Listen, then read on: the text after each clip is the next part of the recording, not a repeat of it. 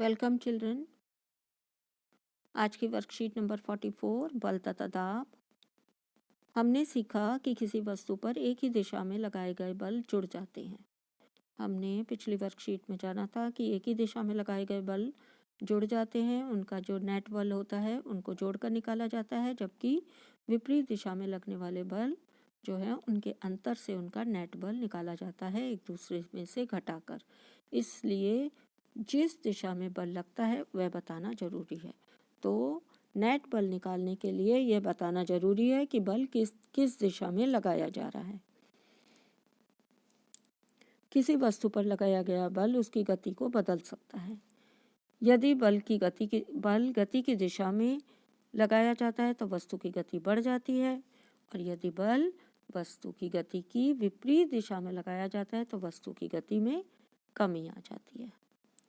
उदाहरण, एक गोलकीपर गोल बचाने के लिए गेंद की तरफ कूदता है या उछलता है तो उसके द्वारा लगाया गया बल गेंद को रोक सकता है, और इसके अलावा क्या कर सकता है, उसकी बॉल की दिशा को बदल सकता है और गोल होने से बचा सकता है।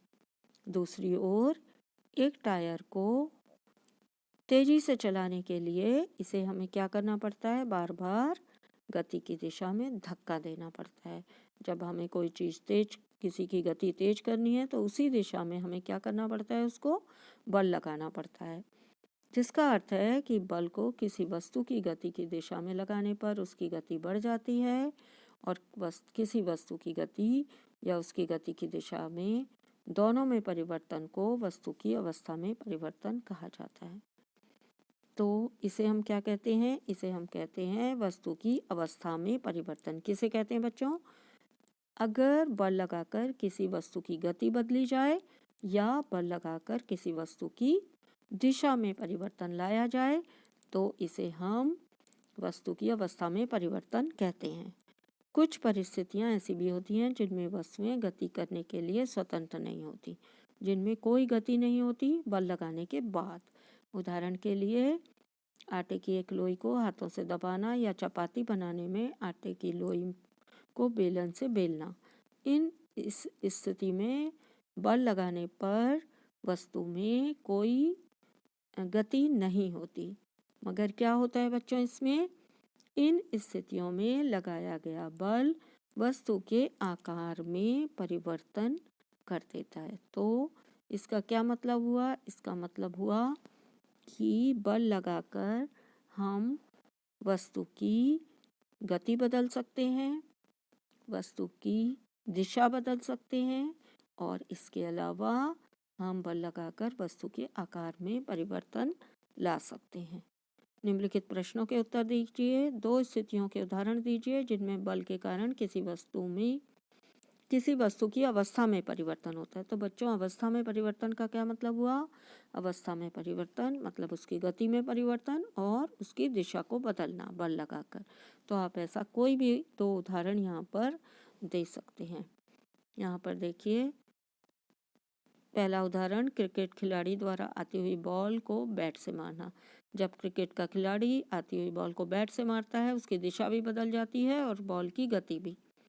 साइकिल की गति को बदलने के लिए तेजी से पैडल मारना।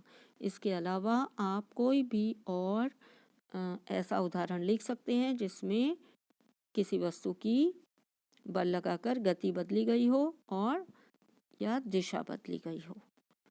क्वेश्चन नंबर 2 में आपसे पूछा गया है, निम्नलिखित स्थितियों में बल के प्रभाव को पहचान कर लिखें। कौन कौन से बल के प्रभाव दिए हैं आपको? आकार में परिवर्तन, गति में परिवर्तन और दिशा में परिवर्तन। नींबू का एक टुकड़ा निचोड़ना, ये कौन सा परिवर्तन है बच्चों? नींबू का ये आकार में परिवर्तन है। लोहार द्वारा हथौड़े से लोहे के गर्म टुकड़े को पीटना, ये भी क्या है बच्चों? गर्म लोहे को पीटकर उसका आकार बदला जा सकता है, तो आकार में बदलना। एक कार का ब्रेक लगाने पर रुक जाना, ये क्या चीज़ है आपका? ये कौन सा परिवर्तन है? गति में परिवर्तन। एक बल्लेबाज द्वारा गेंद को मारना, तो जब बल्लेबाज द्वारा गेंद को मारा जाता है तो आती हुई गेंद को, तो गेंद की दिशा में परिवर्तन हो जाता है, और इसके साथ साथ गति में भी परिवर्तन होता है। तो इसे आप क्या लिखेंगे? दिशा में परिवर्तन तथा गति में परिवर्तन दोनों। क्वेश्चन नंबर 3, अपने आसपास से ऐसे उदाहरण दीजिए जिसमें बल गति की दिशा और अवस्था बदल देता है। दिशा भी बदल देता है और अवस्था यानी उसकी गति भी बदल देता है। तो आप एक रुके हुए कंचे को जब जमीन पर लुढ़काते हैं तो क्या होता है? रुकी हुई अवस्था से गतिशील अवस्था में आ जाता है और वो एक सीधी दिशा में ना जाकर गोल घूम सकता है, तो वो उसकी दिशा भी बदल जाती है। इसके अलावा आप ऐसा कोई और उदाहरण अपने दैनिक जीवन में जो आपने देखा है वो दे सकते हैं।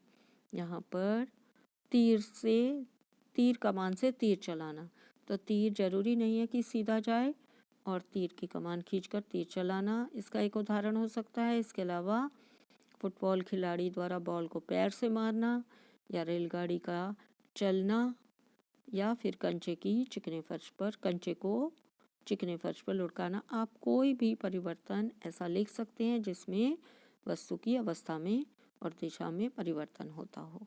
क्वेश्चन नंबर 4 में आपसे पूछा गया है, क्या होगा यदि लगाया गया बल वस्तु की गति की दिशा के विपरीत हो? तो बच्चों, जब विपरीत दिशा में बल लगाते हैं तो क्या होता है?